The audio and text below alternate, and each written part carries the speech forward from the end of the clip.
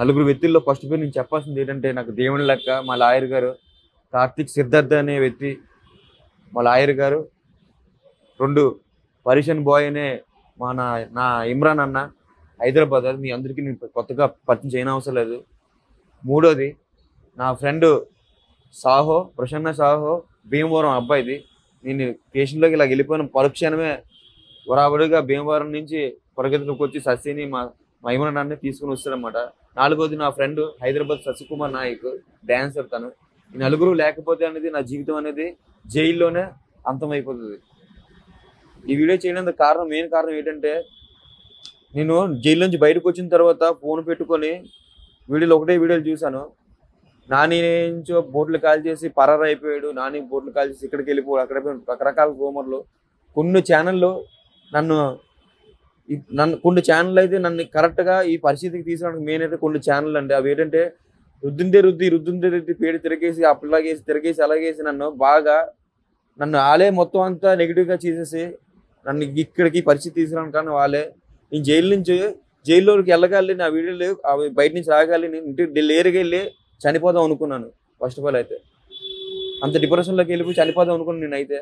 నాకైతే అసలు మా ఆవిడని చూడగలిగితే నాకైతే నాకు ప్రాణం అయితే నాకు అసలు మనసులో గొంతులు ప్రాణాలు పోయినట్టుగా నాకు అది అనిపించింది అనమాట. తను అంత ఎమోషనల్గా నేను కూడా అసలు నాకు కూడా అసలు నాకు ఏం జరుగుతుంది, నా చుట్టూ ఏం జరుగుతుందో అసలు నేను ఏది చేయలేదు. నన్ను ఎందుకు ఇలాగా ఇంతగా చేసి సోషల్ మీడియాకి ఇంతగా చేశారో నాకైతే ఇప్పటికి కూడా నాకు బుర్ర నాకైతే అర్థం కావట్లేదు. కానీ నా చుట్టూ ఏం జరుగుతుందనేది నాకైతే తెలియట్లేదు. కానీ ఇదంతా చనిపోవడానికి అయితే నాకు ఈ 10 నిమిషాలు సరిపోదు, 2-3 రోజులు పడుతుందండి. అంత పెద్ద కథ జరిగింది ఆయన కథ, అంత పెద్ద కుట్రలు జరిగింది ఆయన కథలో. అసలు నన్ను ఎందుకు నా జీవితంతో ఇలా ఆడుకుంటున్నారు? అసలు నేను ఏ పాపం చేశాను? ఎవరికి అన్యాయం చేయలేదే. ఎవరికి కూడా ఇప్పుడు వచ్చి పలానా లోకల్ బాని ఇలాగ అన్యాయం చేశాను ఒక్కడ కూడా నాకు రెడ్ మార్క్ లేదండి. అది మా హార్బర్లోనే ఒకళ్ళు బోటు మూలిగిపోతే వాళ్ళకే నేను ఒక బోటు మూలిగిపోయిన దానికి వాళ్ళకి వీడియో చేసి మన సబ్స్క్రైబర్లు అందరికీ వీడియో పెట్టి మనిషి రూపాయి అయితే వాళ్ళు బోటు కొనే స్టేజ్కి నేను చేసిన దాన్ని నేను బోట్లు కాలిస్తానని మీరు అసలు ఎలాగైతే అనుకున్నారో నాకు అది అర్థం కావట్లేదండి. నేను ఎందుకంటే బోట్లు కాలుస్తాను? బోట్లు కాల్చి నేను బోటు కొని నా బోటు మీద 10 కుటుంబాలు బతికే అంత చేసిన నేను ఇన్ని కుటుంబాల జీవితాలు నేను ఎలా నాశనం చేసేస్తున్నాను అనుకుని నాకైతే తెలియట్లేదండి. నేను అలా చేసే ముఖం అది. నన్ను ఎందుకు నా జీవితంతో ఇలాగ ఆడుకున్నారు అందరూ కలిపి? నా జీవితంతో ఎవరెవరు ఆడుకున్నారు, నన్ను ఎవరెవరైతే కావాలని ఇరిగించారు అనేది అది నాకు తెలిసిందే. అది ఇప్పుడు చెప్పేది కాదు, ఇది చెప్పాను కదా. 1 రోజు 2 రోజులు సరిపోతుంది అనమాట. 2-3 రోజులు పడుతుంది. అంత పెద్ద కథ ఉంది ఆయన కదా. నన్ను అంత రాజకీయం ఇదంతా అయిపోయిన తర్వాత రాజకీయంగా కూడా నన్ను చేద్దాం అనుకుంటున్నాను. నేను ఏ పార్టీకి కూడా నేను సంబంధించిన కాదు నేను. కానీ దీంట్లో కూడా రాజకీయం చేసి నన్ను రాజకీయంగా చేసి నా జీవితాన్ని ఇంకా నాశనం చేద్దాం అనుకుంటున్నారు.